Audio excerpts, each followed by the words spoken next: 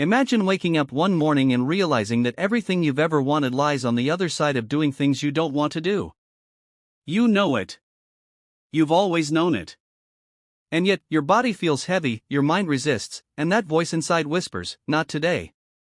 Tomorrow will be better. Tomorrow I'll start." But what if tomorrow never comes? This is the story of Ethan, a young man who had mastered the art of avoidance. Not because he wanted to fail, but because doing hard things felt like dragging himself through fire. And fire burns. Ethan had big dreams. He wanted to write a book, get in shape, and one day start a business that would free him from the job he hated. But every evening he came home, tired from work, and told himself he deserved a break. The book idea remained an empty Word document. The running shoes gathered dust in his closet.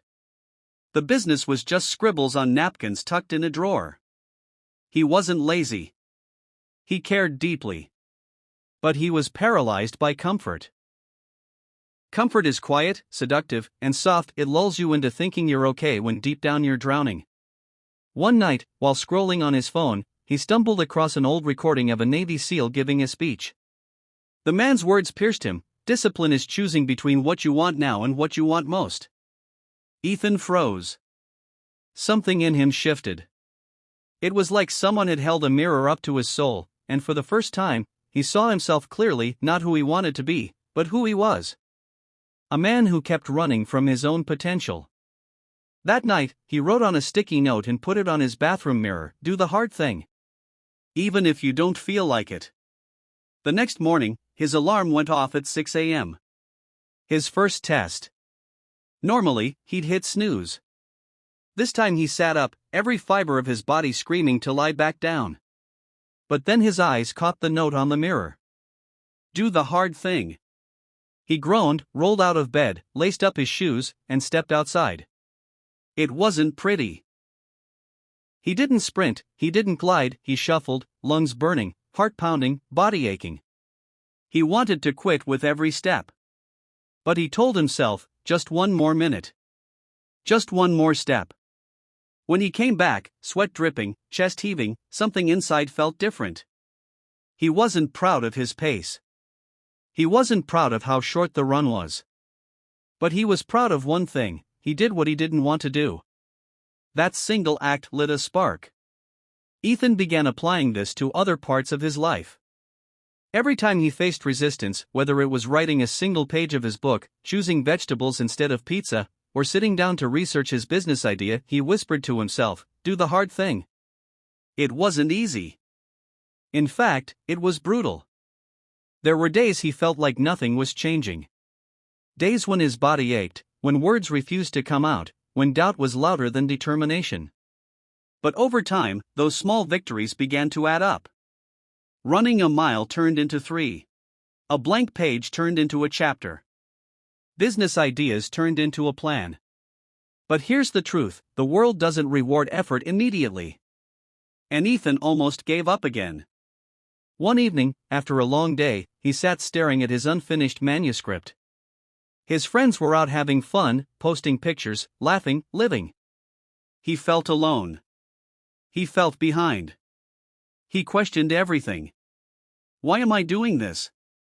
Who am I kidding? I'm not strong enough. Not smart enough. Not disciplined enough. That voice, the same old enemy, came back stronger than ever. But then he remembered something his grandfather once told him: the hardest battles are fought in silence, when no one is watching. Win those, and you win everything. With tears in his eyes, Ethan forced himself to write just one paragraph. Just one. It wasn't perfect. But it was something. And that something broke the cycle of self-doubt. Over the months, Ethan transformed. Not overnight. Not in a movie magic way. But through slow, painful, relentless struggle. His book took shape. His body grew stronger. His business plan became clearer. More importantly, his mind changed. Because here's the secret he discovered: forcing your mind to do hard things is not about motivation. Motivation comes and goes. It's about building a quiet agreement with yourself, a contract that says, when it's hard, I don't run. I show up anyway. And the more he showed up, the easier it became to silence that old voice. The climax of his journey came one cold morning, nearly a year after he started. He stood on the starting line of a local marathon. Something he once thought impossible. As he ran, mile after mile, every struggle from the past year replayed in his mind. The mornings he wanted to stay in bed. The nights he almost quit. The moments of doubt, fear, and pain. But when he crossed that finish line, tears streaming down his face, he realized it wasn't about the marathon. It was about proving to himself that he could do hard things, not once, not twice, but every day until it became who he was.